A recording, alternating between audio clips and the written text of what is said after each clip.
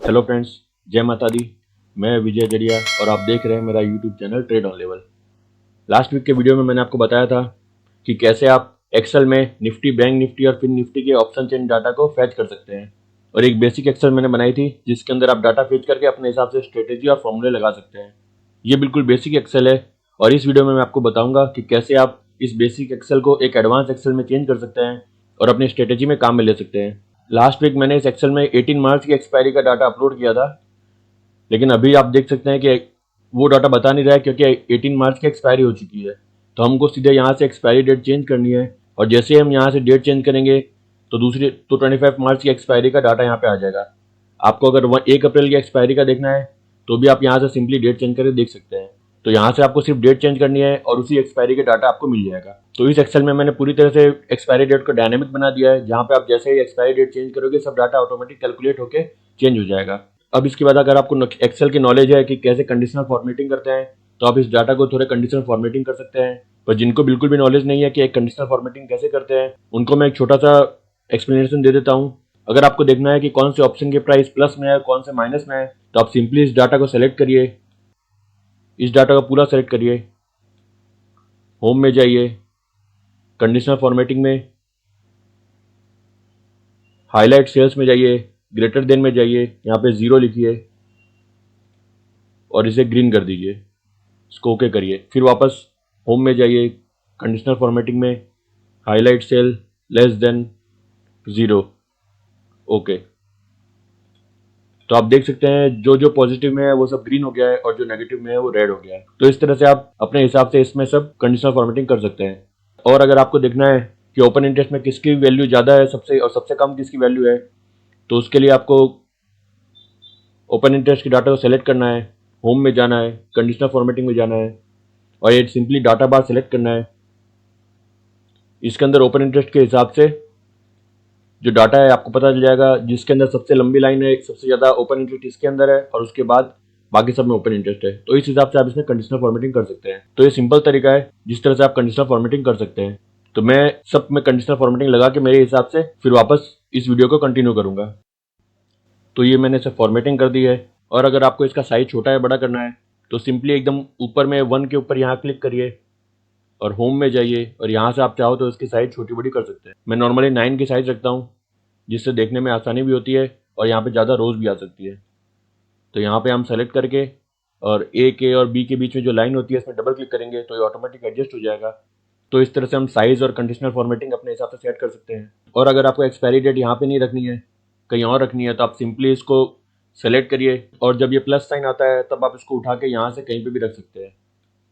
इसमें कुछ फर्क नहीं पड़ेगा, ये एक्सपायरी डेट आपकी उसी तरह काम करेगी जिस तरह पहले काम कर रही थी। तो इस तरह से आप अपने हिसाब से कोई भी चीज़ को चेंज करना हो तो अपने हिसाब से आप चेंज कर सकते हैं। अब इसके बाद मैं आपको कुछ और फॉर्मूले बताऊंगा और मैक्स कॉल का ओपन इंटरेस्ट, मैक्स कॉल का ओपन इंटरेस्ट चेंज और चार्ट कैसे बनाना है वो सब मैं अभी इस वीडियो में आगे आपको बता दूंगा। तो इस वीडियो को पूरा देखिए जिससे आपको ये सब चीज़ सीखने में आसानी होगी। तो इस तरह से आप एक्सपायरी डेट जहाँ इच्छा चाहे इसको सेट कर सकते हैं। अगर आपको ज़्यादा स्ट्राइक प्राइस का डाटा चाहिए तो आप सिंपली इसको सेलेक्ट करिए और साइड में जिस समय प्लस आता है उस समय उसको नीचे कर दिए तो आपको सभी का डाटा ऑटोमेटिक फैच हो जाएगा। आपको बार बार हर एक सेल में फॉर्मूला लगाने की जरूरत नहीं है। एक बार आपने फॉर्मूला लगा दिया फिर आप सिंपली उसको ड्रैग करोगे तो वो सब फॉर्मूले ऑटोमेटिक कॉपी पेस्ट हो जाएगा और ज़्यादातर सभी चीज़ें ऑटोमेटिक कॉपी पेस्ट हो जाएगी। तो इस तरह से आप स्ट्राइक प्राइस को कम या ज़्यादा कर सकते हैं। अब इसके बाद मैं आपको बताता हूँ कुछ सिंपल स्ट्रेटेजी जिसकी मदद से आपको मार्केट की डायरेक्शन का पता चले। उसके लिए हमें कुछ चीज़ों की जरूरत पड़ेगी, जैसे call open interest, call open interest change, call volume और put open interest, put open interest change, put volume. अब यहाँ पे हम सिंपली फॉर्मूला लगाएंगे जिसकी मदद से हमें ये पता चलेगा कि इस एक्सपायरी के अंदर टोटल कॉल में कितनी पोजीशन खड़ी है और पुट में कितनी पोजीशन खड़ी है और इंट्राडे में कॉल के ओपन इंटरेस्ट में कितनी पोजीशन चेंज हो रही है और पुट के ओपन इंटरेस्ट में कितनी पोजीशन चेंज हो रही है और वॉल्यूम कितना है। तो यहाँ पे भी हम सम इफ का फॉर्मूला लगाएंगे। सम इफ एक्सपायरी डेट, फिर क्राइटेरिया सेलेक्ट करना है, हमारी एक्सपायरी और इसको लॉक करना है और उसके बाद में सम रेंज सेलेक्ट करनी है। सम रेंज मतलब ओपन इंटरेस्ट। तो टोटल ओपन इंटरेस्ट 25 मार्च की एक्सपायरी में कॉल में 6,09,969 है। ये टोटल ओपन इंटरेस्ट है। आप चाहो तो इसको एनएससी की साइट से भी क्रॉस चेक कर सकते हो। एनएससी की साइट में हम देख लेते हैं।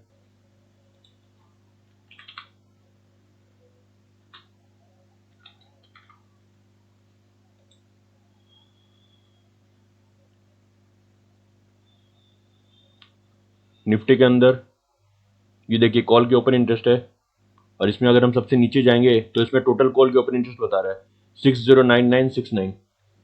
ये सेम वैल्यू हमारे एक्सेल में आ गई है 609969। तो ये वैल्यू एकदम परफेक्ट है। इस तरह से आप सभी फॉर्मूला को एक बार क्रॉस चेक कर लीजिए। पहली बार क्रॉस चेक करेंगे तो उसमें कोई भी मिस्टेक होने की चांस नहीं रहेंगे। इसके बाद हम देखेंगे कॉल का ओपन इंटरेस्ट में चेंज कितना हुआ है इंट्राडे में, उसमें भी सभी फॉर्मूला लगाएंगे। रेंज में एक्सपायरी डेट, क्राइटेरिया होगा हमारी एक्सपायरी, इसको लॉक कर दीजिए F4 से, और सम रेंज होगा open interest change in open interest. तो आप देख सकते हैं इंट्राडे के अंदर 62,037 की कॉल में नई पोजीशन बनी है। इस चीज को आप क्रॉस चेक नहीं कर सकते क्योंकि एनएससी के अंदर ये कॉलम ब्लैंक रखी गई है। लेकिन हमारे फॉर्मूला में अगर ओपन इंटरेस्ट भी सही बता रहा है और वॉल्यूम भी सही बता रहा है, इसका मतलब ओपन इंटरेस्ट चेंज है वो भी सही है। तो अब हम वॉल्यूम देख लेते हैं कि टोटल कॉल में वॉल्यूम कितना है।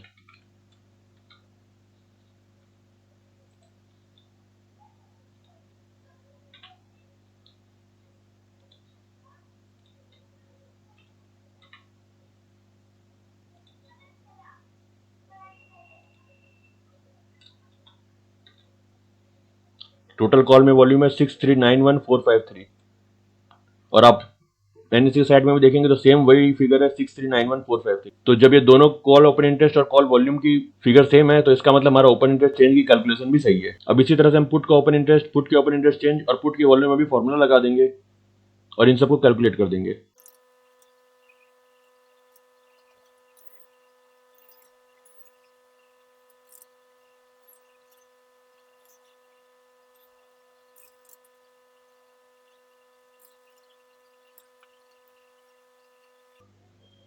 तो ये हमारा ओपन इंटरेस्ट चेंज और वॉल्यूम का डाटा हमें मिल गया इस एक्सपायरी का। अभी आप देखेंगे जैसे ही आप एक्सपायरी चेंज करेंगे वैसे ही ये सब कैलकुलेशन ऑटोमेटिक हो जाएगी। ये देखिए कॉल की ओपन इंटरेस्ट भी चेंज हो गई, पुट की ओपन इंटरेस्ट भी चेंज हो गई और सभी डाटा चेंज हो गए। तो जिस तरह से आप जो भी कैलकुलेशन लगाते रहेंगे ये सब कैलकुलेशन अपने आप हो जाएगी। यही फायदा होता है अगर हम किसी काम को सिस्टमेटिक तरीके से करते हैं। उसके अंदर टाइम कम लगता है, मेहनत कम लगती है और हमें इन्फॉर्मेशन ज्यादा मिलती है। अब इस सिंपल फॉर्मूला से हम पीसीआर भी निकाल सकते हैं।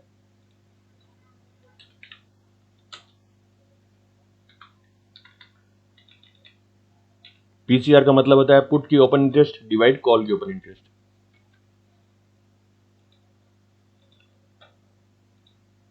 और ये इतनी बड़ी फिगर आई है, इसको हम 0.2 डेसिमल तक शॉर्ट कर देंगे। ये हो गया पीसीआर ओपन इंटरेस्ट। इसके बाद में पीसीआर वॉल्यूम।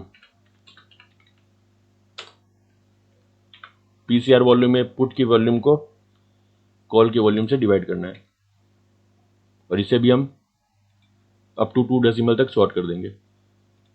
तो ये आपका पीसीआर ओपन इंटरेस्ट भी आ गया और पीसीआर वॉल्यूम भी आ गया। इसके बाद में नेक्स्ट इंपॉर्टेंट पॉइंट होता है कॉल आईवी और पुट आईवी। इसके अंदर भी आपको एक सिंपल फॉर्मूला लगाना है, कॉल आईवी पुट आईवी। अब इसमें हम कौन सा फॉर्मूला लगाएं जिसकी मदद से हमें मार्केट की डायरेक्शन का थोड़ा आइडिया हो। तो मैं पहले आपको फॉर्मूला बताता हूं और उस फॉर्मूला की मदद से इसमें क्या स्ट्रेटेजी यूज कर सकते हैं वो मैं आपको बता रहा हूं। हम एवरेज निकाल लेंगे नियर बाई स्ट्राइक प्राइस की। जैसे सेंटर स्ट्राइक प्राइस है 14,750, तो इसके ये रिकॉल आई इसकी 19.33, तो इसके 4 स्ट्राइक प्राइस ऊपर और 4 स्ट्राइक प्राइस नीचे, इसका हम एवरेज निकाल लेंगे। तो एवरेज आया 19.1544। इसको भी हम 2 डेसिमल तक शॉर्ट कर देंगे। इसके बाद हम पुट के आईवी की एवरेज निकालेंगे।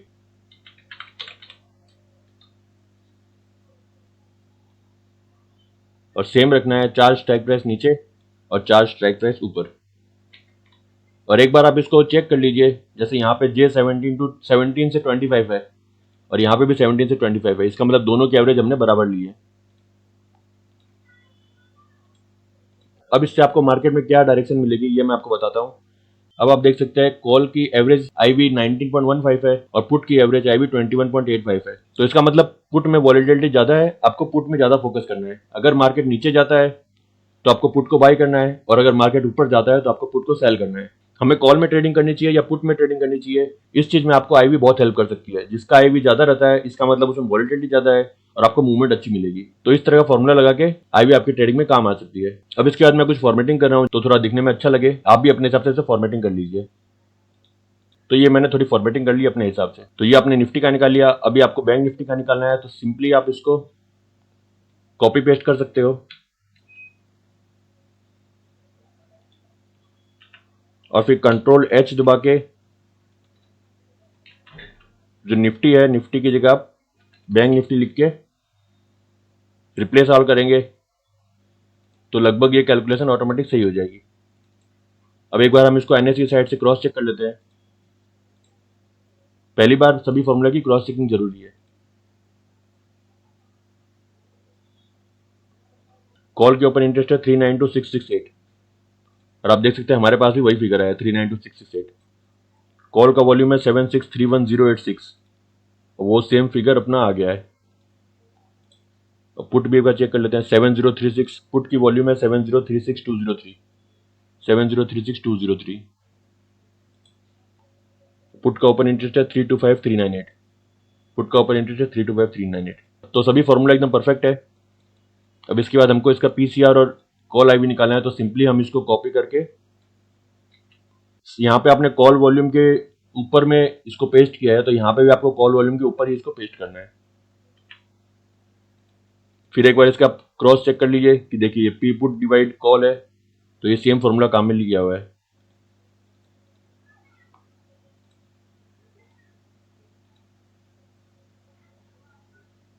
ये देखिए सेम स्ट्राइक प्राइस है, इसके 4 स्ट्राइक प्राइस ऊपर और 4 स्ट्राइक प्राइस नीचे।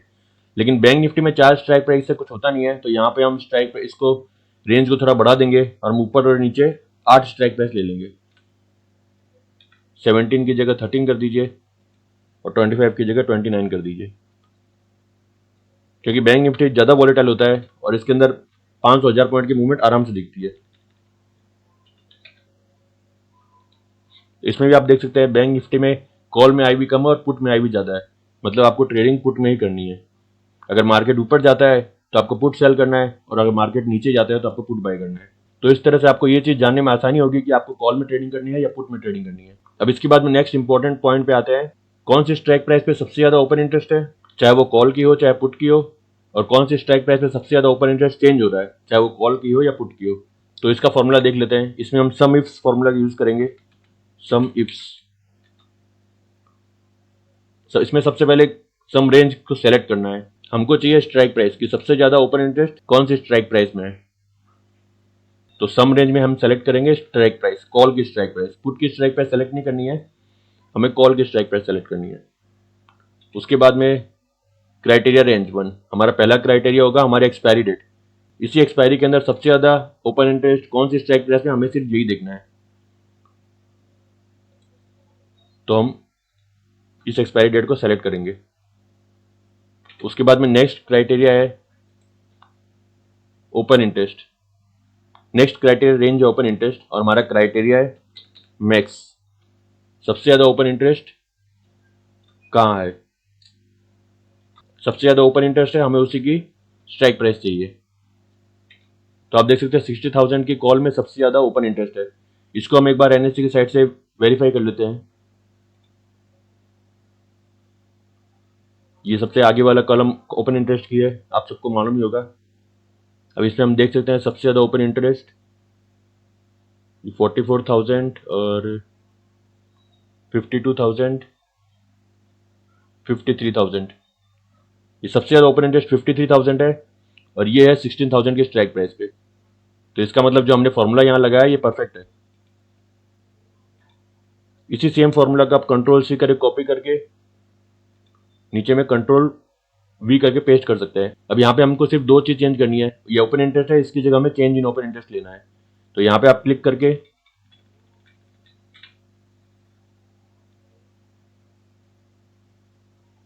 फिर इसको नीचे करेंगे, या आप देखिए ये ओपन इंटरेस्ट है, इसके नीचे चेंज इन ओपन इंटरेस्ट, इसको सेलेक्ट कर लिए। फिर पीछे वाले में भी ओपन इंटरेस्ट को डिलीट करके आप इसको ठीक से डिलीट करिएगा। अगर एक भी ब्रैकेट आपने ज़्यादा डिलीट कर दिया तो ये फॉर्मूला काम नहीं करेगा और आपको दोबारा सब कुछ करना पड़ेगा। तो अब देखिए कॉल के ओपन इंटरेस्ट के चेंज सबसे ज़्यादा 15,500 के स्ट्राइक प्राइस में हुआ है। चेंज इन ओपन इंटरेस्ट का कॉलम ये है। अभी हम देखेंगे इसमें सबसे ज़्यादा ओपन इंटरेस्ट 10,000, 16,000 और बस सबसे ज़्यादा ओपन इंटरेस्ट 16,941 है, वो 15,500 के स्ट्राइक प्राइस में है। तो ये फॉर्मूला भी परफेक्टली वर्क कर रहा है। इस तरह पुट का ओपन इंटरेस्ट और पुट के ओपन इंटरेस्ट चेंज भी निकाल लेंगे और ये सेम फॉर्मूला हम बैंक निफ्टी में भी अप्लाई कर देंगे। जिस तरह निफ्टी के लिए हमने निफ्टी की टेबल चूज करी थी, उसी तरह बैंक निफ्टी के लिए आपको बैंक निफ्टी की टेबल चूज करनी है। तो ये सब आप कर लीजिए, मैं ये सब सेटिंग करके फिर दोबारा वीडियो को कंटिन्यू करता हूँ।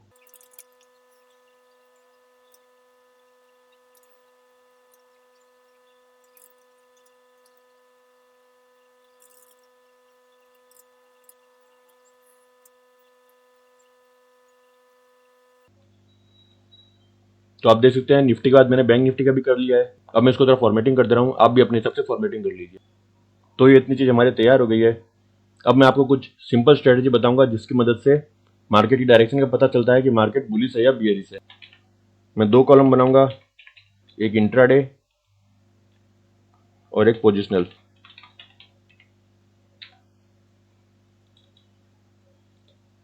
इंट्राडे के अंदर मैं फॉर्मूला लगूंगा, if open interest change in PE is greater than open interest change in CE. अगर पुट के अंदर ज़्यादा ओपन इंटरेस्ट चेंज हो रहा है कॉल के मुकाबले, इसका मतलब मार्केट इंट्राडे बुलिश है। और if call open interest change is greater then put open interest change, तो मार्केट बियरिश है। इस तरह से आप अपने हिसाब से कुछ भी फॉर्मूला लगा सकते हैं जो आप यूज करते हो।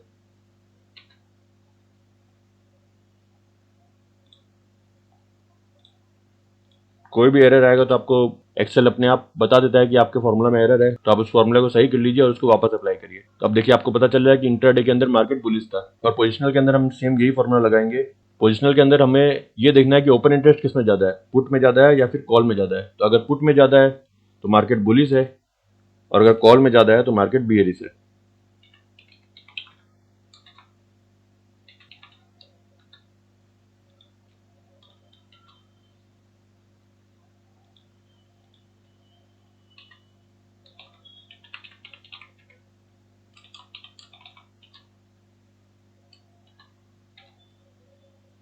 तो आप देख सकते हैं इंट्राडे के अंदर मार्केट बुलिश है, लेकिन पोजिशनल अभी भी मार्केट थोड़ा बियरिश। मैं ज़्यादातर 11 स्ट्राइक प्राइस ऊपर और 11 स्ट्राइक प्राइस नीचे यूज़ करता हूँ, तो मैं उसी को रखता हूँ, बाकी सब डाटा डिलीट कर रहा हूँ।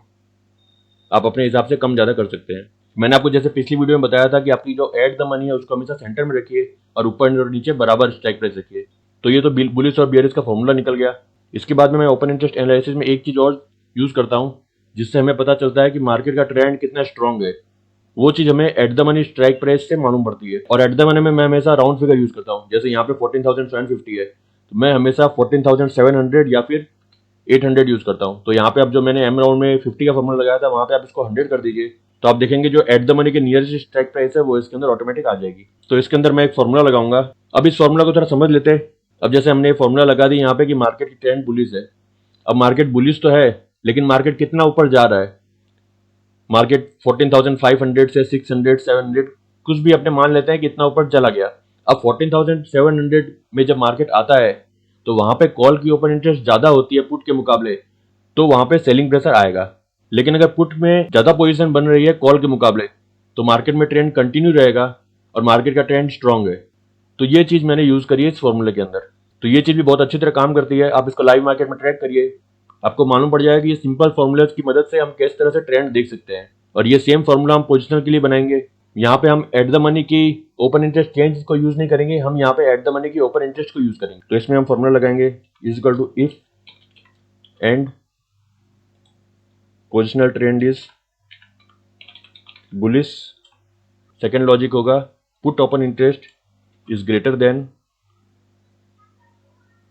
कॉल ओपन इंटरेस्ट, मतलब वो स्ट्रॉन्ग है।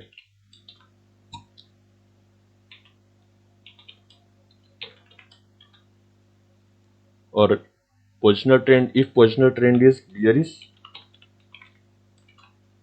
एंड सेकेंड लॉजिक रहेगा कॉल की ओपन इंटरेस्ट पुट की ओपन इंटरेस्ट से ज्यादा है तो ट्रेंड होगा स्ट्रॉन्ग।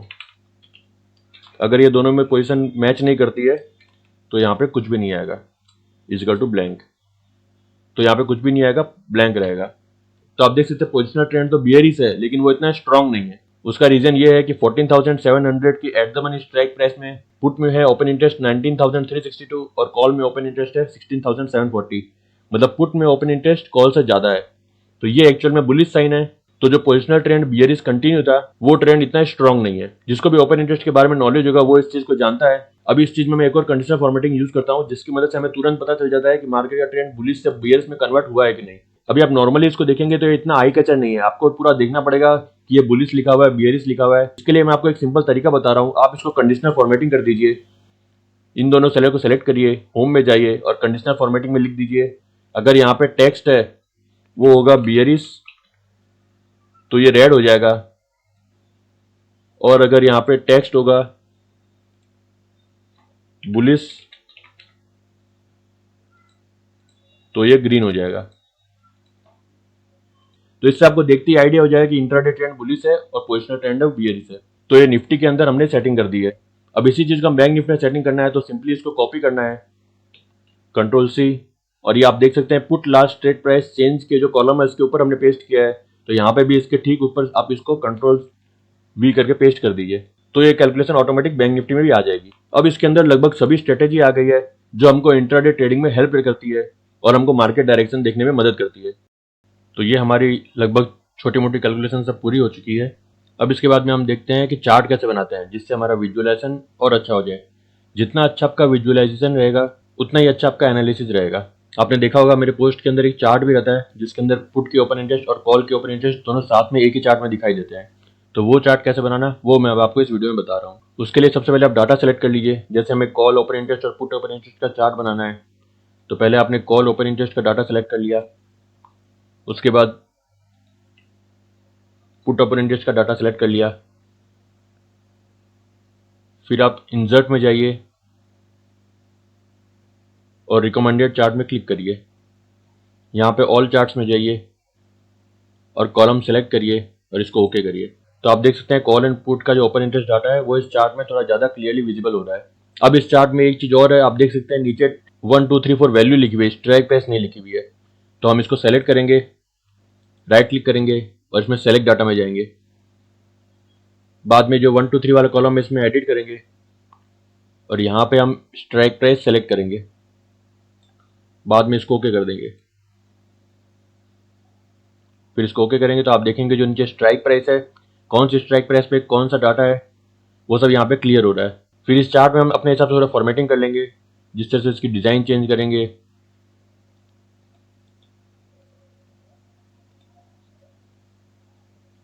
ये डाटा है जो पुट का डाटा है वो ग्रीन में चेंज कर देंगे,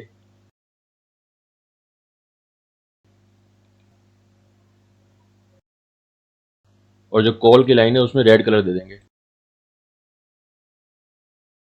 जिससे हमें ये आइडिया रहेगा कि ये ग्रीन कैंडल है पुट की कैंडल है और ये रेड कैंडल है ये कॉल की कैंडल है। क्योंकि जितनी ओपन इंटरेस्ट कॉल में बनती है वो ये सिग्नल देता है कि मार्केट बियरिश है, और जितनी ओपन इंटरेस्ट पुट में बनती है उसका ये सिग्नल रहता है कि मार्केट बुलिश है। तो उसी चीज को हमने चार्ट में अप्लाई कर दिया है। अब ये हमारा कॉल का ओपन इंटरेस्ट का चार्ट तैयार हो गया है। इसी तरह हम कॉल ओपन इंटरेस्ट चेंज का चार्ट भी बना लेंगे। पहले कॉल ओपन इंटरेस्ट को सेलेक्ट किया, कंट्रोल दबा के ऊपर वाली साइड में क्लिक करिए, फिर कंट्रोल शिफ्ट और नीचे के एरो दबाएंगे तो पूरी अपने आप सेलेक्ट हो जाएगी। और अगर आपको ऐसे करने में प्रॉब्लम आती है तो सिंपली आप एक ही डाटा को सेलेक्ट करिए, उसके बाद इंसर्ट में जाइए और रिकमेंडेड चार्ट्स में जाके ऑल चार्ट्स में कॉलम को सेलेक्ट करिए, इसको ओके करिए।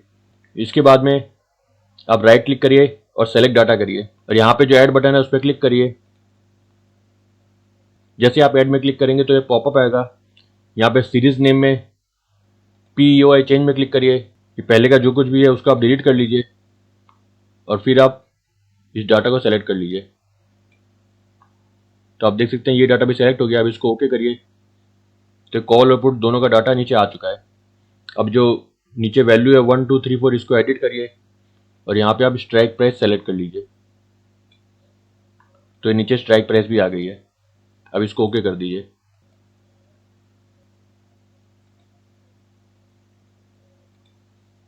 इसके बाद आप डिज़ाइन सेम वही कर लीजिए। पुट का कलर है वो ग्रीन कर दीजिए, कॉल का कलर है वो रेड कर दीजिए।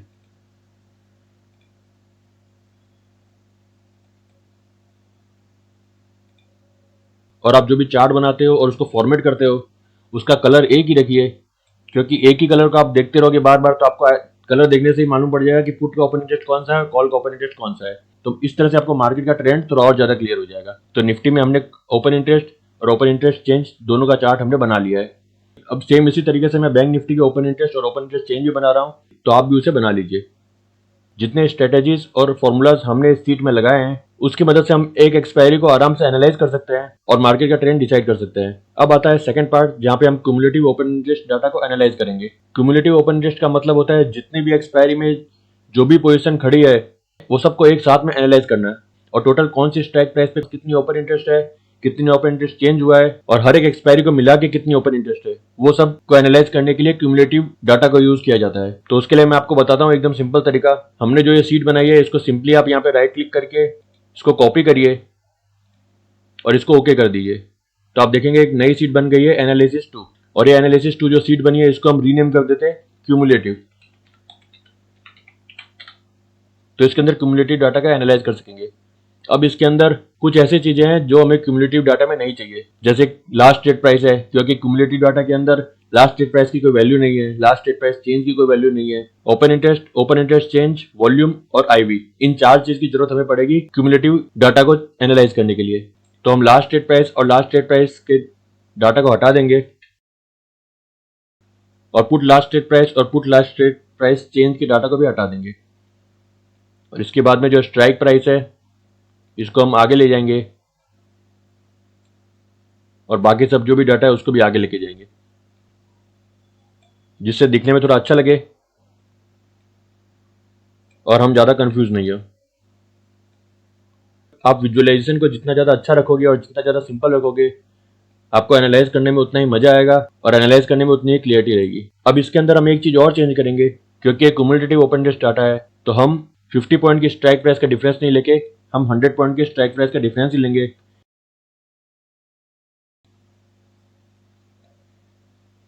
तो जो चीज़ जरूरी नहीं थी उन सबको हमने हटा दिया है, लेकिन अभी ये डाटा सिर्फ इस एक्सपायरी का है, ये क्यूमुलेटिव डाटा नहीं है। तो मैं आपको बताता हूँ कि फॉर्मूले में क्या चेंज करना है जिससे क्यूमुलेटिव डाटा आएगा। और बैंक निफ्टी में हम 500 पॉइंट का डिफरेंस लेंगे। अब आप देख सकते हैं इन सब फॉर्मूले के अंदर एक चीज कॉमन है, जो निफ्टी के हमने जितने भी सम इफ के फॉर्मूले लगाए थे उसके अंदर हमने एक कंडीशन दी थी कि हमारी एक्सपायरी डेट है वो एक्सपायरी डेट सिर्फ इस एक्सपायरी की होनी चाहिए। तो हमको इस चीज को रिमूव करनी है इन सब फॉर्मूले से। जैसे ही हम इस चीज को रिमूव करेंगे तो हमारा डाटा है वो सिर्फ इस एक्सपायरी का ना रह के जितनी भी एक्सपायरी है सबका कंबाइन मिला के जो भी डाटा होता है, जो भी ओपन इंटरेस्ट होता है वो ऑटोमेटिक कैलकुलेट हो जाएगा। तो इसके लिए सिंपली आप इसको सेलेक्ट करिए, कॉमा से लेके जो हमने एक्सपायरी डेट सेलेक्ट करी थी इसको आप Ctrl+C करके कॉपी कर लीजिए। अब इसके बाद में हम कॉल का डाटा पहले सेलेक्ट करेंगे और Ctrl+H दबाएंगे, फिर बाद में जो हमने कॉपी किया था उसको यहाँ Ctrl+V करके पेस्ट करेंगे और रिप्लेस ऑल करेंगे। तो इससे हमारा कॉल का डाटा है वो इस एक्सपायरी का ना रह के टोटल कंबाइंड ओपन इंटरेस्ट में चेंज हो गया है। अभी आप देख सकते हैं इस एक्सपायरी के अंदर 15,000 में 44,434 का ओपन इंटरेस्ट है, लेकिन अगर हम 15,000 के स्ट्राइक प्राइस देखें तो उसमें क्यूमुलेटिव ओपन इंटरेस्ट 68,284 है। तो आप देख सकते हैं ये जो डाटा है ये सिर्फ इस एक्सपायरी का ना रहकर ये क्यूमुलेटिव डाटा में चेंज हो चुका है। अब जिस तरह हमने कॉल की चेंज किया इसी तरह हम पुट को चेंज करेंगे। पहले हम पुट में किसी को सेलेक्ट करेंगे और यहाँ पे ये एक्सपायरी डेट का जो हमने कंडीशन लगाई थी इसको सेलेक्ट करेंगे, Ctrl+C करेंगे, फिर पुट के डाटा को सेलेक्ट करेंगे, Ctrl+H दबाएंगे तो ये रिप्लेस का ऑप्शन आएगा। इसको हटा के जो हमने अभी सेलेक्ट किया उसको Ctrl+V करेंगे। और आप एक चीज ध्यान रखिए, अगर आपके सामने आगे कॉमा है तो पीछे कॉमा नहीं होना चाहिए, और अगर आपने गलती से पीछे कॉमा सेलेक्ट किया तो उसको रिमूव कर दीजिएगा, वरना आपके फॉर्मूले में एरर आएगा। एक साइड कॉमा होना चाहिए, या तो आगे या फिर पीछे। इस तरह से उसका रिप्लेस विथ में कुछ नहीं लिखना है और इसका रिप्लेस ऑल कर दीजिए। तो आप देख सकते हैं पुट का जो डाटा है वो भी सिर्फ एक एक्सपायरी का ना रहकर वो भी क्यूमुलेटिव डाटा में चेंज हो चुका है। जैसे आप देख सकते हैं 14,500 के अंदर इस एक्सपायरी के अंदर 55,000 की पोजीशन है, लेकिन क्यूमुलेटिव डाटा के अंदर 14,500 के अंदर 82,878 की पोजीशन है। और ये जो नीचे चार्ट है ये भी इसके हिसाब से ऑटोमेटिक चेंज हो चुका है। तो निफ्टी के अंदर हमने कॉल के डाटा और पुट के डाटा को एक एक्सपायरी से हटा के क्यूमुलेटिव डाटा में चेंज कर दिया है। इसी तरह हम बैंक निफ्टी का भी कर लेंगे।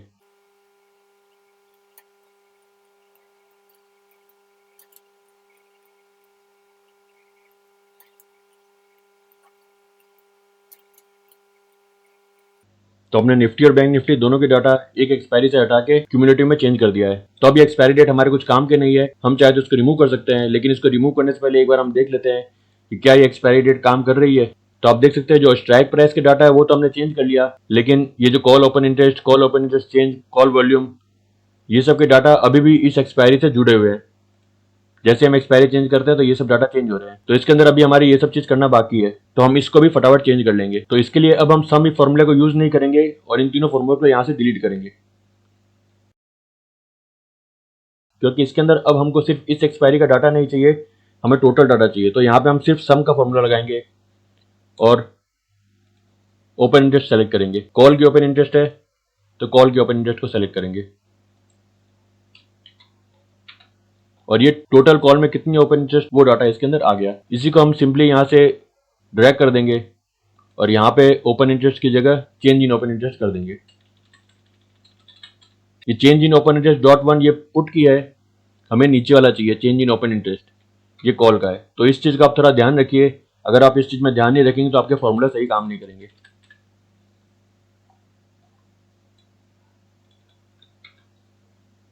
तो ये कॉल का हमने चेंज कर दिया है, इसी तरह हम पुट का भी कर लेते हैं।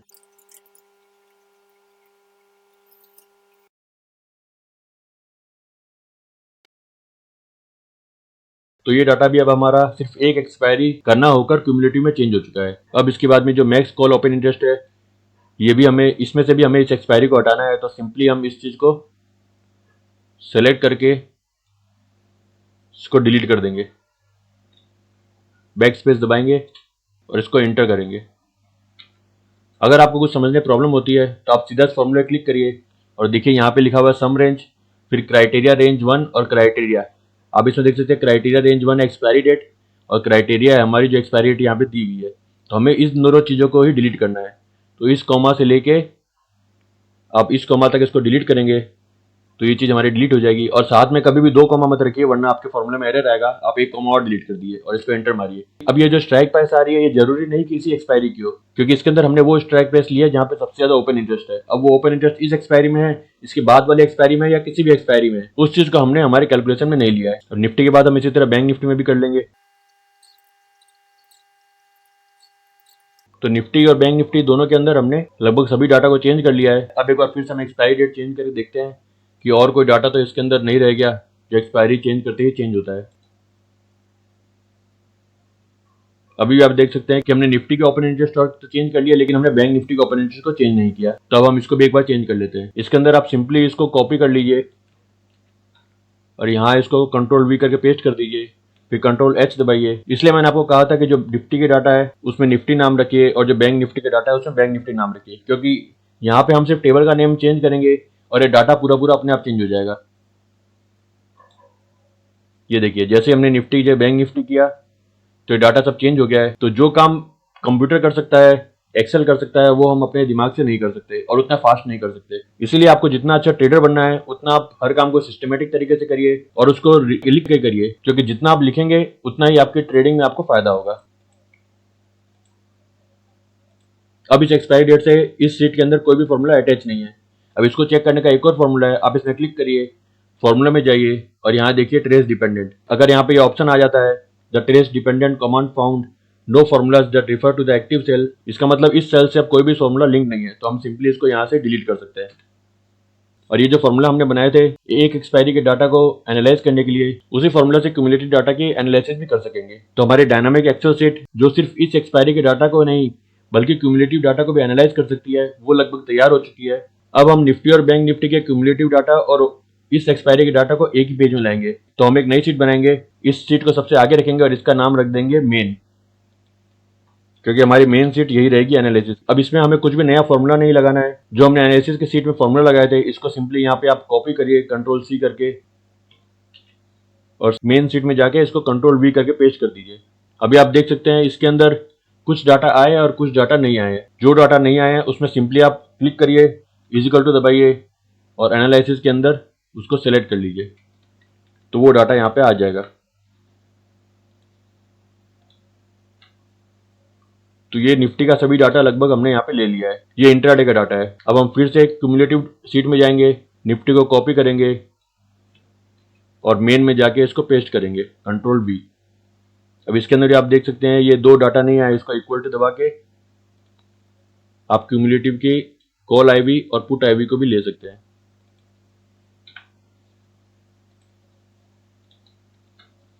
तो हमारा ये डाटा भी लगभग आ चुका है। अब इसके अंदर जिस चीज की हमें जरूरत नहीं है हम उसको सिंपली डिलीट कर सकते हैं। जैसे ये नाम 2 बार आ चुका है निफ्टी का, इसको हम डिलीट कर देते हैं। और इसमें से अब हमको जिस चीज की जरूरत नहीं है उसको हम या तो हाइड कर देंगे या फिर उसको साइड में कर देंगे। तो ये क्यूमुलेटिव ओपन इंटरेस्ट का डाटा हम साइड में कर देते हैं। इंट्राडे के एक्सपायरी का जो हमने फॉर्मूला लगाया था एनालिसिस करने के लिए वो यहाँ पे आगे रख लेते हैं। और ये क्यूमुलेटिव का डाटा है, इसको आगे रख के इसके ऊपर लिख देते हैं क्यूमुलेटिव, ताकि हमें पता रहे कि ये क्यूमुलेटिव का डाटा है। और इस डाटा की भी हमको जरूरत नहीं है, आपको रखना हो तो रख सकते हैं। पुट कॉल रेशियो और put call ratio volume, put call ratio open interest और put call ratio volume intraday के पास में रख दीजिए और क्यूमुलेटिव के पास में रख दीजिए। और अगर आप चाहें तो कॉल आईवी भी उसके पास में रख सकते हैं, जिससे ये देखने में आसानी रहे कि इंट्राडे का डाटा कौन सा है और क्यूमुलेटिव का डाटा कौन सा है। और हम चाहे तो इन सबको सेलेक्ट करके एक साथ इन सबको बोल्ड कर सकते हैं, जिससे थोड़ा डार्क हो जाए, हमें देखने में थोड़ी आसानी रहे। अब इसके बाद हम बैंक निफ्टी के डाटा को भी इसी तरह ले लेंगे। जिस तरह से हमने निफ्टी को एक साथ में सेट किया था उसी तरह बैंक निफ्टी को भी कर लेते हैं। पूरे अच्छे से बना लीजिए जिससे आपको बार बार कोई चेंज ना करना पड़े। तो हम इस तरह निफ्टी और बैंक निफ्टी के ओपन इंटरेस्ट डाटा, चाहे वो इस एक्सपायरी के हो या फिर क्यूमुलेटिव हो, दोनों के एनालिसिस एक ही जगह पे कर सकते हैं। और हमने सभी डाटा को एक ही सीट में विजुअलाइज कर लिया है। अब इसके बाद हम चार्ट को भी इसी पेज में लेके आएंगे। एक बार उससे पहले हम देख लेते हैं कि हमारे जो भी डाटा है वो सब सही है या नहीं। तो हमने जो ये सीट तैयार की है ये एकदम सही है और हमने जो भी डाटा लिया है वो एकदम परफेक्टली लिया है। अब इसके बाद में जो इंट्राडे का चार्ट है ओपन इंटरेस्ट और ओपन इंटरेस्ट चेंज का, इसको हम हमारे मेन सीट में शिफ्ट करेंगे। तो उसके लिए आप एनालिसिस में जाइए, यहाँ पे राइट क्लिक कीजिए, यहाँ पे मूव चार्ट का ऑप्शन आएगा, इसमें क्लिक करिए और यहाँ पे एनालिसिस की जगह मेन कर दीजिए और इसको ओके करिए। तो ये डाटा आप देख सकते हैं वहां से मूव होके यहाँ पे आ चुका है। इसी तरह दूसरे चार्ट भी मूव कर दीजिए। अगर आपके यहाँ ऑप्शन कहीं नहीं आता है तो आप कहीं और क्लिक करिए साइड में जहाँ पे पूरा ऑप्शन खुले, वहां पे आप मूव चार्ट करेंगे और मेन में जाएंगे तो ये सब चार्ट ऑटोमेटिकली शिफ्ट हो जाएंगे।